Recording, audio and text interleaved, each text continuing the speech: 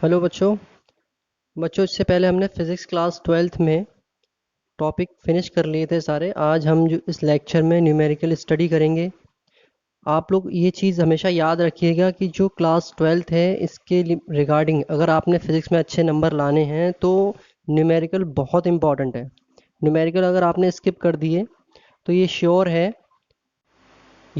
बिल्कुल कि आपके अच्छे नंबर आने से रहे। तो मैं आपसे ये रिक्वेस्ट करूँगा कि अच्छे से आप लोग न्यूमेरिकल को समझ लीजिए। और आज इस लेक्चर में हम कुछ कंसेप्चुअल क्वेश्चंस भी देखेंगे, कुछ डाउट टाइप के जो होते हैं क्वेश्चंस, ताकि जो भी डाउट है आपके वो सब क्लियर हो जाए। तो चलिए स्टार्ट करते हैं आज का लेक्चर। Physics class 12th।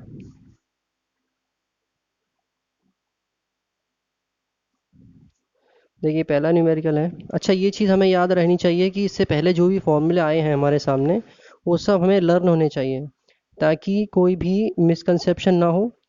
फॉर्मूले में दिक्कत होगी तो फिर वहाँ पर प्रॉब्लम और क्रिएट हो जाएगी। तो इसलिए आप एटलीस्ट फॉर्मूले आप अपने सामने लिख लीजिए कि ये फॉर्मूलाज हमारे सामने आ चुके हैं, ताकि कोई दिक्कत ना हो। अभी हम एक दो न्यूमेरिकल इलेक्ट्रिकल फील्ड के बारे में समझेंगे। इलेक्ट्रिक फील्ड की रिगार्डिंग हमें न्यूमेरिकल एक दो देखने हैं, तो वही फॉर्मूले आपके दिमाग में रहने चाहिए। ठीक है, चलिए स्टार्ट करते हैं। An electron falls an electron falls through distance 1.5 centimeter in uniform electric field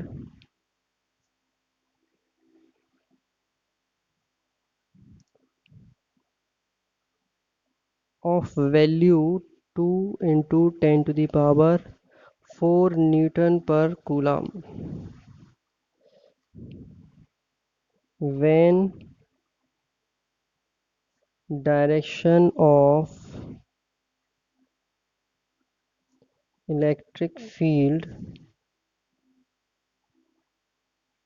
is reversed.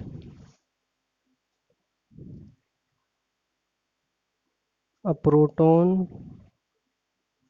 falls through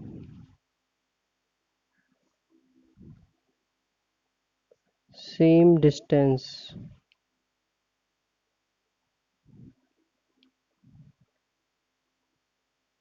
Compare time of fall in each case. Contrast situation of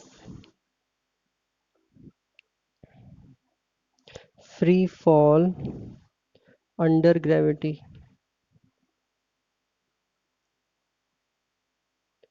देखिए न्यूमेरिकल में एक चीज़ हमेशा याद रखनी है कि अच्छे से पहले न्यूमेरिकल को समझना है। उसमें जो भी पॉइंट हमको मिलेंगे वो बहुत इंपॉर्टेंट होंगे, वर्ड में मिलें या फिर न्यूमेरिकल वे में मिलें, इस तरह से। तो देखिए क्या कह रहा है, electron falls through a distance 1.5 centimetre.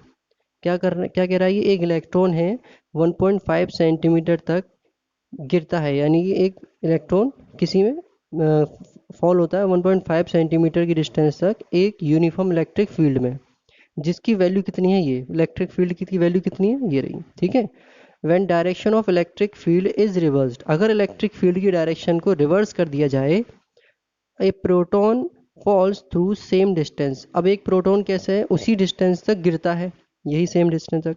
Compare time of fall in each case, क्या करना है, कंपेयर करना है उनके गिरने का टाइम, कि वो कितने टाइम में 1.5 सेंटीमीटर की डिस्टेंस तक गिर जाएगा। ठीक है, उस इलेक्ट्रिक फील्ड में कितना टाइम लेगा। तो और फिर उसके बाद contrast the situation of free fall under gravity. अब क्या करना है हमें कि अगर यही इलेक्ट्रॉन और प्रोटॉन ग्रेविटी के अंडर फ्री फॉल गिर रहे होते तो किस तरीके से इन पे स्टडी करी जा सकती थी। ठीक है, तो हम इसको अगर डायग्राम के तौर पे समझें तो यहाँ पर हमने जनरेट किया हुआ है इलेक्ट्रिक फील्ड माइनस और ये प्लस, डायरेक्शन आपकी यहाँ जा रही है फिलहाल। और इस डायरेक्शन की कंडीशन में इलेक्ट्रॉन गिर रहा है इस तरफ, इलेक्ट्रॉन का साइन है, ठीक है। अब कंडीशन में गिवन दैट वैल्यूज़ क्या है यहाँ पर, पहले तो वो फाइंड आउट करनी है कि जो सबसे इम्पोर्टेंट चीज़ है यहाँ पर, किसके बारे में स्टडी कर रहे हैं हम, फॉर इलेक्ट्रॉन। पहले हम स्टडी कर रहे हैं इलेक्ट्रॉन के बारे में। तो इलेक्ट्रॉन के बारे में दिया हुआ है डिस्टेंस y1 से चेक करें तो 1.5 सेंटीमीटर, और 1.5 को अगर हम मीटर में चेंज करेंगे तो 1.5 इंटू 10⁻⁻2 मीटर, ठीक है। और इलेक्ट्रिक फील्ड कितना दिया हुआ है, 2 इंटू 10⁻4 न्यूटन पर कूलाम।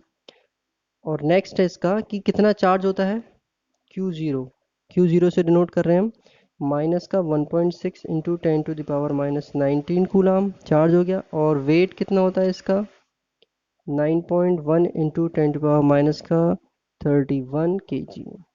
ये सारी वैल्यूज़ हमारे पास आ गई। अब हमें चेक करना है कि कितना एसेलरेशन के साथ ये जो इलेक्ट्रॉन है जाएगा। तो एसेलरेशन का फॉर्मूला क्या होता है, A is equal to F force upon mass m, यही होता है फॉर्मूला। इलेक्ट्रॉन के केस में हम लेंगे तो एफ फोर्स का फॉर्मूला जो है Q इंटू ई भी होता है। Q इसका क्या हो गया, ये आपका चार्ज और E आपका इलेक्ट्रिक फील्ड। देन वैल्यूज अगर पुट करें हम तो Q की वैल्यू हो गई यहाँ पर 1.6 इंटू 10⁻⁻19 सिंपल, इंटू E की वैल्यू हो गई आपकी 2 इंटू 10⁻4 अपॉन मास 9.1 इंटू 10⁻31। ये आपकी सारी वैल्यूज आ गई। सॉल्व करने के बाद जो एसेलरेशन आएगा वो आएगा 3.55 into 10⁻15 metre per second square. Simple, solve करने के बाद आपको ये मिल जाएगा। अब हमें निकालना है कि इसमें कितना टाइम स्पेंड करेगा ये 1.5 डिस्टेंस ट्रेवल करने के लिए कितना टाइम लेगा। तो हम एज्यूम कर रहे हैं y ये डिस्टेंस थी, फॉर्मूला अप्लाई करेंगे, y1 is equal to u1 t1 half a t1 square. इस वैल्यू से u आपका सिंपली यहाँ पर 0 रहेगा, 0 इंटू t1 प्लस 1/2।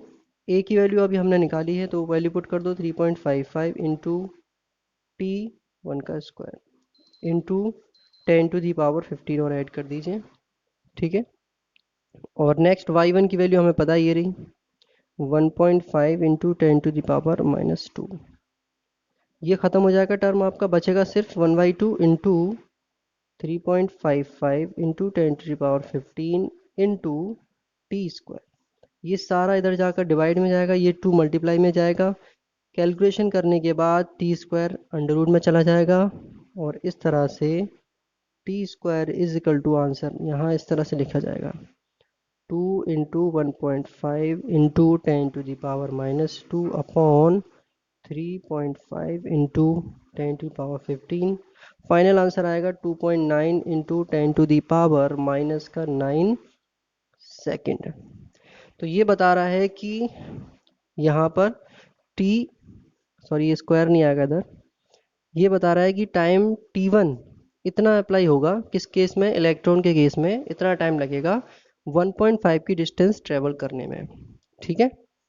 ये फिलहाल एक आंसर आया है हमारा। अभी हमें प्रोटॉन के लिए भी निकालना है। तो देखिए अगर हम प्रोटॉन के लिए अप्लाई करेंगे,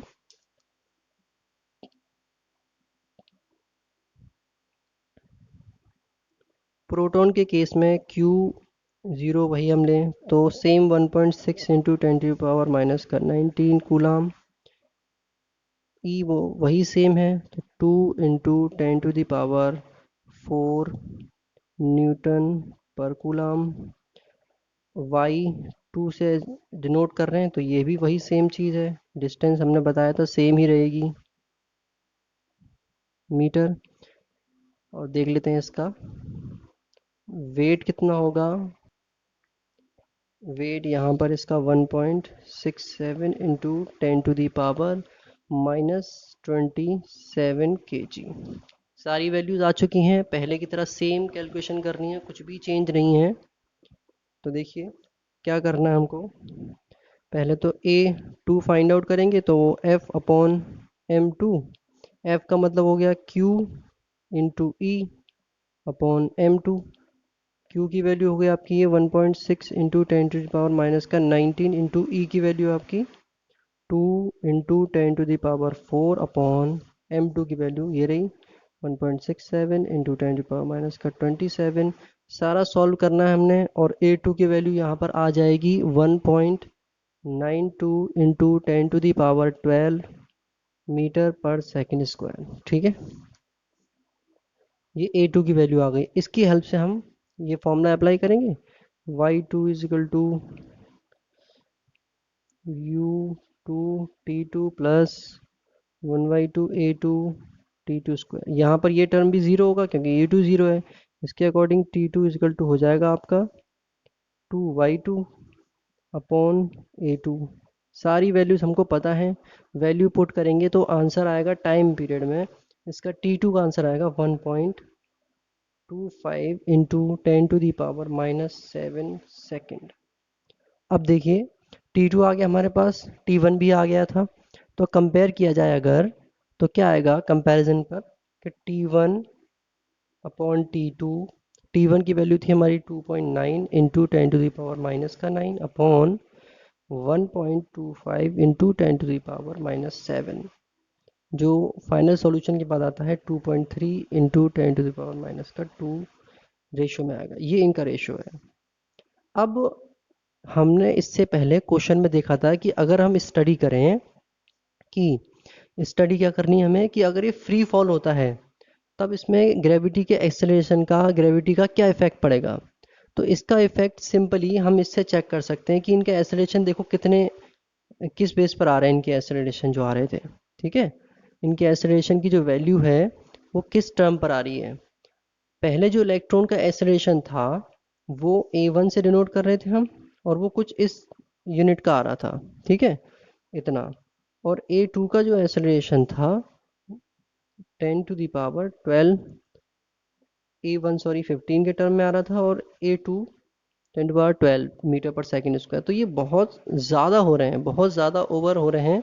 तो इस पर क्या है, ग्रेविटी का इफेक्ट नहीं पड़ेगा। और ग्रेविटी का जो एक्सेलरेशन होता है जी, वो होता है आपका 10 मीटर पर सेकेंड स्क्वायर। तो ये और ये इनके कंपैरिजन में बहुत ही नेग्लिजिबल है। तो ये इफेक्ट जो है नेग्लिजिबल हो जाएगा यहाँ पर, तो कोई इफेक्ट ही नहीं पड़ेगा।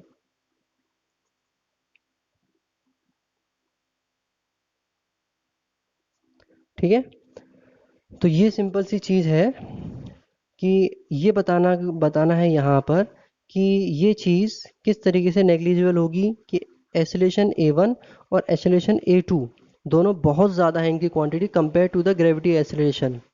इसलिए हमें ये यहाँ पर क्या शो हो रहा है कि नेग्लिजिबल करना पड़ रहा है हमको। ठीक है, तो क्या हम कह सकते हैं कि effect of acceleration due to gravity can be ignored. बस लास्ट में आपको ये लिख देना है, effect of acceleration due to gravity can be ignored. ये आंसर हो जाएगा आपका, सिंपल। आई होप ये समझ में आया होगा आपको न्यूमेरिकल। चलिए नेक्स्ट न्यूमेरिकल देखते हैं। अगला न्यूमेरिकल जो होगा आपका डाइपोल पर बेस्ड है। डाइपोल किस तरह से वर्क करता है आपको पहले मैंने पढ़ाया था, डिफरेंट डिफरेंट कंडीशन में डाइपोल की पोजीशन हमने बताई थी। अब हम देखते हैं इनके बेस पर न्यूमेरिकल। पहले इनके फॉर्मूले देख लेते हैं एक बार। देखिए सबसे पहले फॉर्मूला जो डाइपोल में आया था वो सिंपली क्या था, dipole moment P is equal to Q into 2a overall distance होती थी जिससे हम सिर्फ ट्वाइस लेकर चलते थे। ठीक है, एक फॉर्मूला ये था। अब बात करें इलेक्ट्रिक फील्ड को डाइपोल मोमेंट के फॉर्म में, तो 2 into P into R upon 4 pi epsilon nought R square minus A square का होल स्क्वायर। ठीक है, ये फॉर्मूला होता था। तो कुछ इस टाइप के फॉर्मूले थे E1, और ये E1 का फॉर्मूला किस में था, ये वाला, ये फॉर्मूला जो था एक्सियल कंडीशन में था, एक्सियल लाइन। ठीक है, और E2 का जो फॉर्मूला था वो था P into R upon 4 pi epsilon nought R square plus a² 3/2, sorry यहाँ पर r नहीं है। ये फॉर्मूला जो था आपका वो था इक्वेटोरियल लाइन पर, इक्वेटोरियल लाइन। ठीक है, तो ये दो फॉर्मूले फिलहाल हो गए। अब ऐसे ही एक फॉर्मूला जो था आपका वो था शॉर्ट डाइपोल के रिगार्डिंग। शॉर्ट डाइपोल हमने पढ़ा था, एक शॉर्ट डाइपोल पर। तो उस फॉर्मूले को हम देखिए, फॉर्मूले की काउंटिंग करते हैं, 1 2 3, फोर्थ है आपका शॉर्ट डाइपोल। तो यहाँ पर जो ई का फॉर्मूला है वो था P/4πε0 r³ √3 cos square theta plus 1। एक ये फॉर्मूला था आपका। तो ये फॉर्मूले थे हमारे कुछ, और जो आगे अगर कुछ फॉर्मूले आते हैं तो उसको हम डिस्कस कर लेंगे। फिलहाल हम एक क्वेश्चन देखते हैं।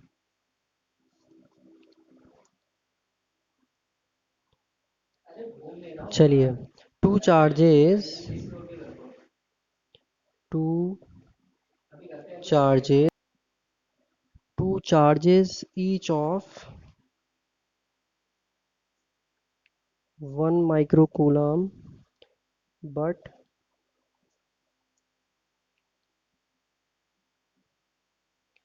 opposite in sign are 1 centimeter apart. Calculate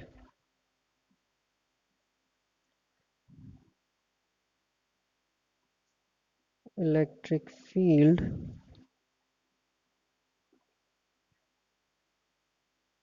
at point distant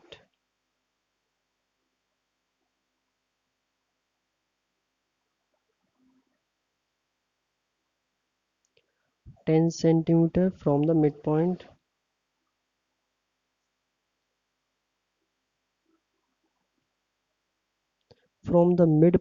on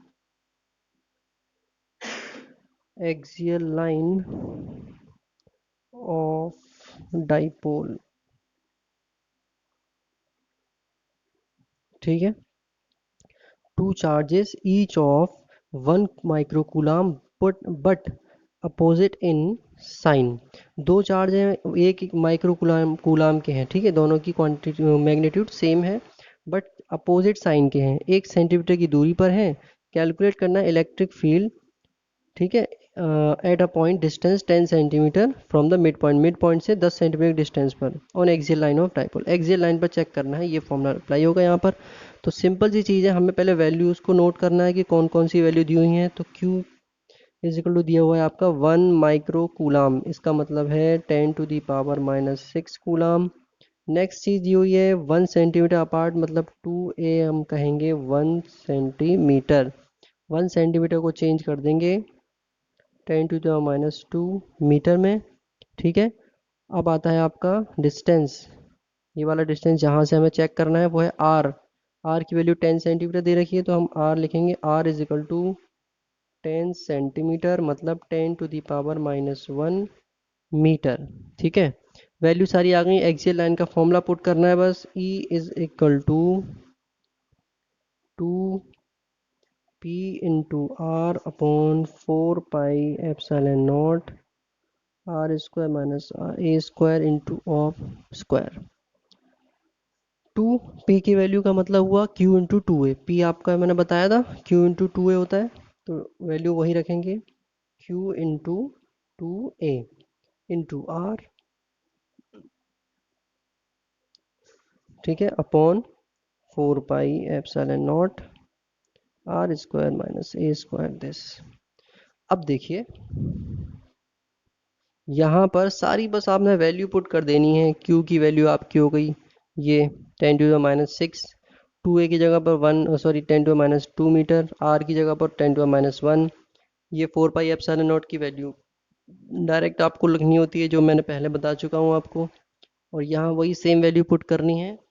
value put करने के बाद कैलकुलेशन थोड़ा सा टिपिकल हो जाती है, तो ध्यान से करनी है कैलकुलेशन। 2 × 10⁻⁶ इंटू 10⁻⁻² इंटू 10⁻⁻1 अपॉन 4πε0 की जगह पर हम पुट कर देंगे 9 इंटू 10⁹ इंटू 9 इंटू 10⁹ 1/4πε0 की जगह पर ये वैल्यू आती है। अब आता है r² माइनस a² की जगह पर वैल्यू पुट करनी है, तो वो क्या आएगा यहाँ पर, r² की वैल्यू हो गई आपकी 10⁻² माइनस 0.25 इंटू 10⁻⁻4 होल स्क्वायर। ये थोड़ा सा कॉम्प्लिकेटेड हो जाएगा, इसे सॉल्व करने के बाद आपका जो आंसर आना है वो आंसर फाइनली आएगा 8 इंटू 10⁴ न्यूटन पर कूलम। इसे आप सॉल्व करके देख लीजिएगा कैलकुलेटर से, या फिर आप जैसे भी सॉल्व करना चाहें, तो ये फाइनल आंसर आएगा इसका। तो फाइनली ये सॉल्व करने के बाद 8 इंटू 10⁴ न्यूटन पर कूलम जो होगा आपका एक्सियल लाइन पर इलेक्ट्रिक फील्ड। सिंपल है। अब थोड़ा सा कॉम्प्लिकेटेड क्वेश्चन आने वाला है, बहुत ही इंपॉर्टेंट क्वेश्चन है, अच्छे से समझिएगा इसको।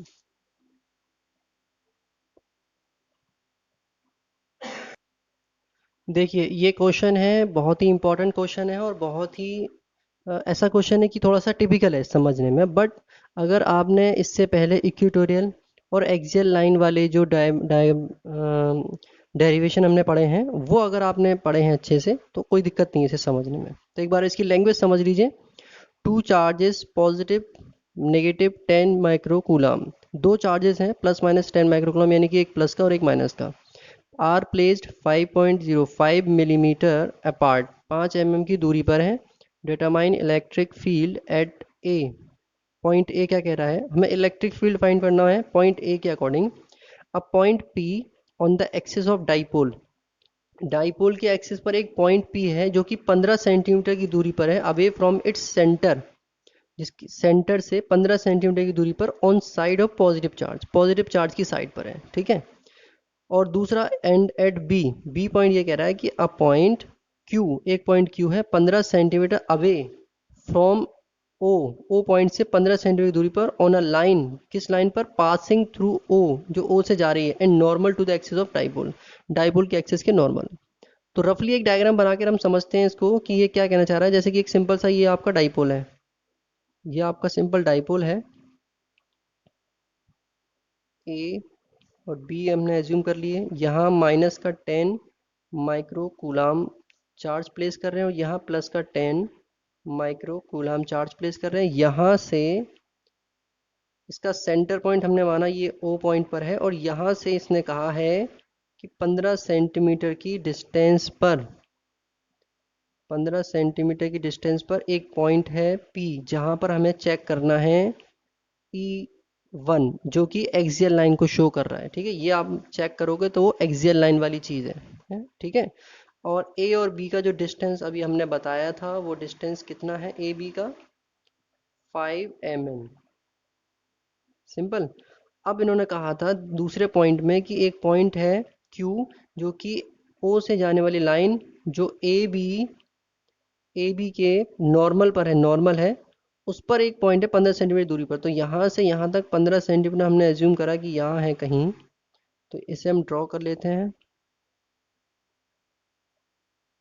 एक लाइन यहाँ से जा रही है, तो ये लाइन यहाँ से एज्यूम करते हैं ये जा रही है, इधर एक इसकी डायरेक्शन जो होगी वो E2 इक्वेटोरियल लाइन वाला है ये पॉइंट, यहाँ इसकी डायरेक्शन होगी, ये आपका पॉइंट Q आ गया, और डिस्टेंस कितनी है, वही 15 सेंटीमीटर, ठीक है।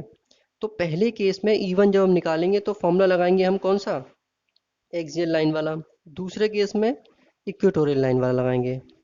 तो जो वैल्यूज़ दी हुई हैं हमारे पास, सबसे पहले वो नोट कर लेते हैं। चार्ज आपको दिया हुआ है, सेम चार्ज है बट प्लस माइनस में है, 10 माइक्रो कूलाम।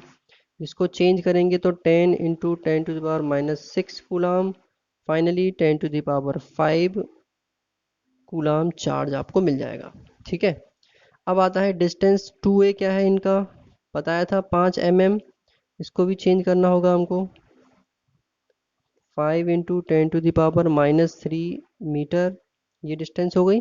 अब है डिस्टेंस r, डिस्टेंस पहले केस में OP, OP कितनी है यहाँ पर बता रहा था वो 15 सेंटीमीटर, तो 15 सेंटीमीटर हो गई, जिसे हम चेंज करेंगे तो ये हो जाएगी आपकी 15 × 10⁻²मीटर।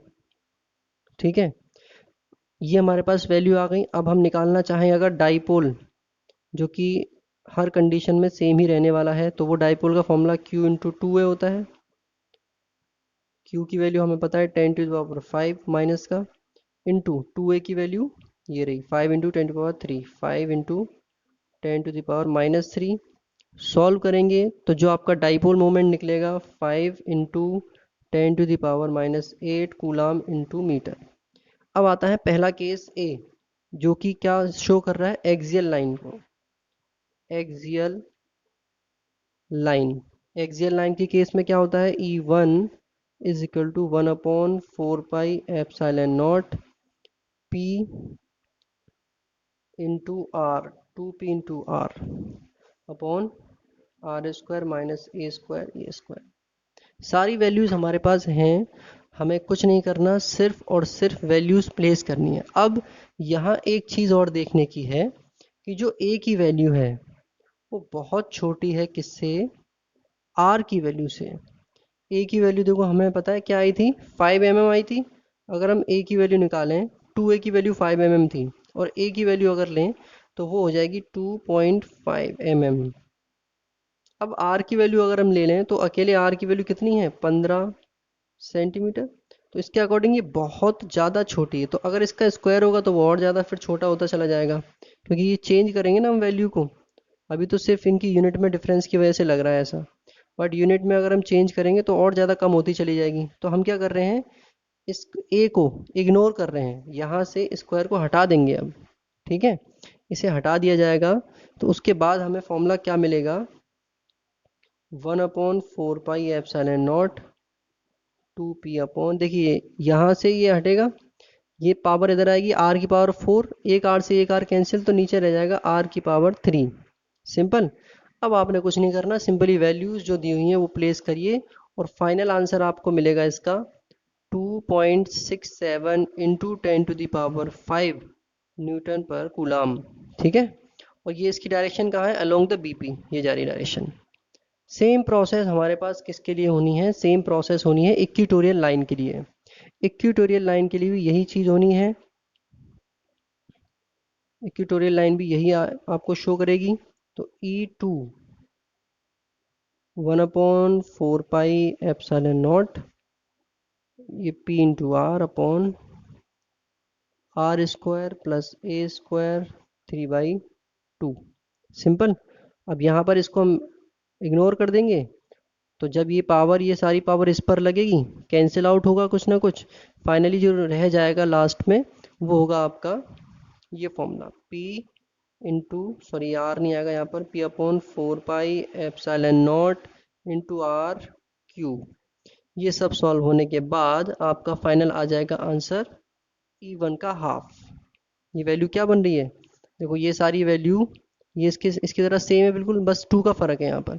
तो हम इसे ऐसे लिख सकते हैं 1/2 E1, इस तरह से लिख सकते हैं। तो फाइनली आंसर कितना आएगा इसका, 1.33 इंटू 10⁵ न्यूटन पर कूलम। आपने क्या करना है, E1 की जगह पर ये वैल्यू थी वो प्लेस करके डिवाइड कर दो 2 से, ये वैल्यू आ जाएगी इसकी। ये होगा आपका फाइनल आंसर। देखने में स्टार्टिंग में क्वेश्चन टफ लग रहा था, काफ़ी बड़ा क्वेश्चन और ये सब, बट जब हमने सॉल्व किया तो क्वेश्चन बड़ी आराम से सॉल्व हो गया। तो ऐसे ही क्वेश्चन होंगे। यहाँ तक आई होप क्वेश्चन आपको समझ में आए होंगे, अच्छे क्वेश्चन हैं इसके। ट्राई करिएगा अपने ज़्यादा से ज़्यादा क्वेश्चन को सॉल्व करने की। अभी हम 2-3 इसके कंसेप्चुअल क्वेश्चन देख लेते हैं, फिर हम इस लेक्चर को फिनिश करते हैं। देखिए पहला क्वेश्चन क्या कहता है यहाँ पर, ये कुछ इंपॉर्टेंट क्वेश्चन है जो आईआईटी लेवल पर भी पूछे जाते हैं, और कुछ ऐसे क्वेश्चन है कि ट्रिकी तौर पर पूछ लिए जाते हैं बोर्ड में। तो देखिए क्या क्वेश्चन है, एक डायग्राम दिया हुआ है। डायग्राम कुछ इस तरह से है कि हमारा यहाँ पर एक चार्ज है Q1 और एक यहाँ चार्ज है Q2। यहाँ से फीड लाइन जा रही हैं कुछ इस तरफ,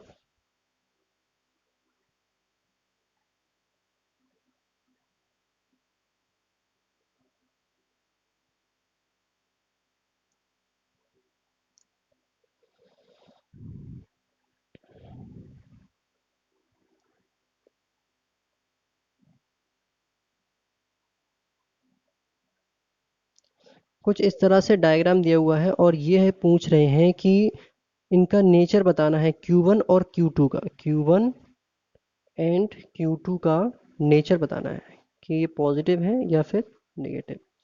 तो सिंपल सी चीज़ है कि जो इलेक्ट्रिक फील्ड लाइंस हैं वो जा रही हैं, उनका जो प्रॉपर्टी हमने पढ़ी थी वो थी कि पॉजिटिव से नेगेटिव की तरफ जाती हैं। ठीक है, तो अकॉर्डिंग टू दिस अगर देखा जाए तो यहाँ पर सिंपली क्या क्या इसका मतलब समझ में आ रहा है कि Q1 क्या होगा पॉजिटिव और Q2 क्या होगा negative.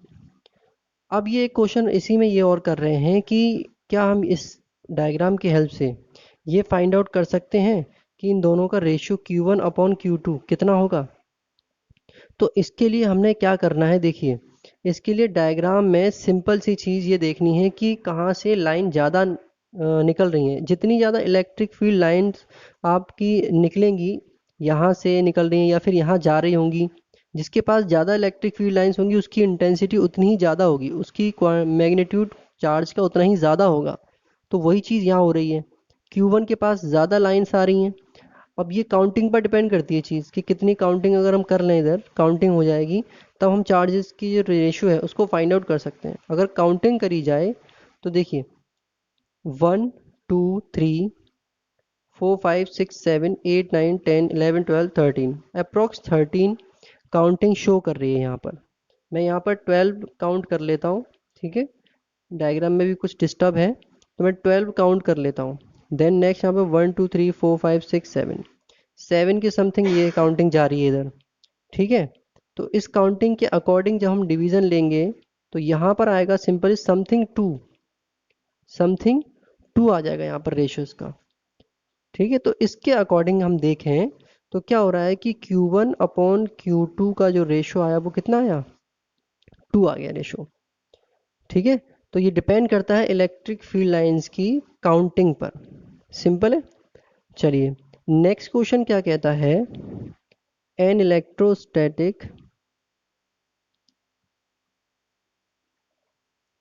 Electrostatic field line can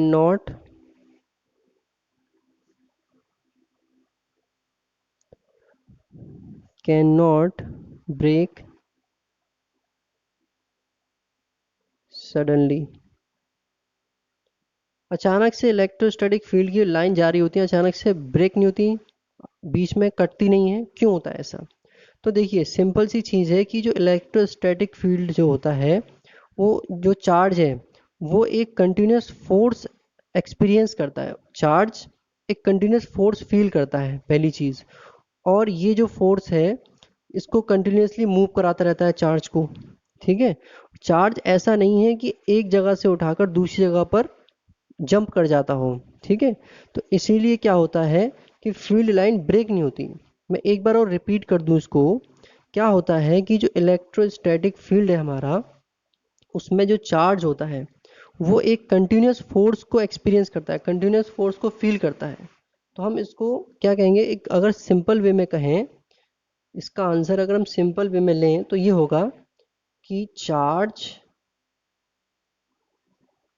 feels continuous force and this force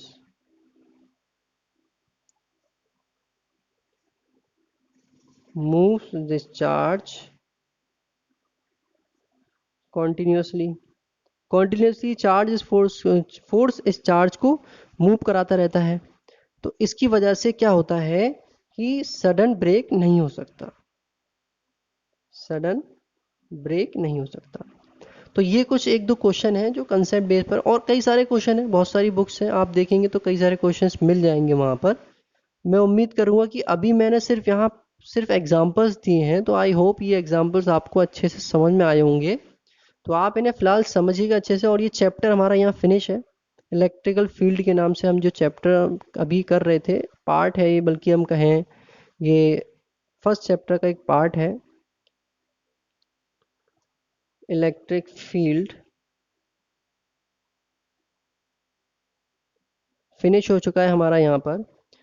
जो भी आपको इशू है, प्रॉब्लम है, आप मुझसे डायरेक्टली पूछ सकते हैं, कोई भी दिक्कत हो। आई होप ये लेक्चर आपको अच्छे से समझ में आया होगा और चीज़ें अच्छे से एलेबोरेट हो रही होंगी दिमाग में। ये टॉपिक कुछ कॉम्प्लिकेटेड भी हो सकते हैं। अब आगे हम जो है वर्क करेंगे पोटेंशियल, इलेक्ट्रिकल पोटेंशियल पर हम स्टार्ट करेंगे नेक्स्ट लेक्चर। तो आई होप ये अगले 2-3 दिन में इलेक्ट्रिकल पोटेंशियल भी फिनिश करने की सोचेंगे, बट क्योंकि लेंदी टॉपिक है तो टाइम लगेगा उसमें। तो फ़िलहाल आप यहाँ पर इसको अच्छे से पढ़िए और अगले लेक्चर के लिए प्रिपेयर होइए, उसके नोट्स प्रिपेयर कर लीजिए अच्छे से। तो मिलते हैं फिर अगले लेक्चर में, तब तक के लिए stay home, stay safe, have a nice day.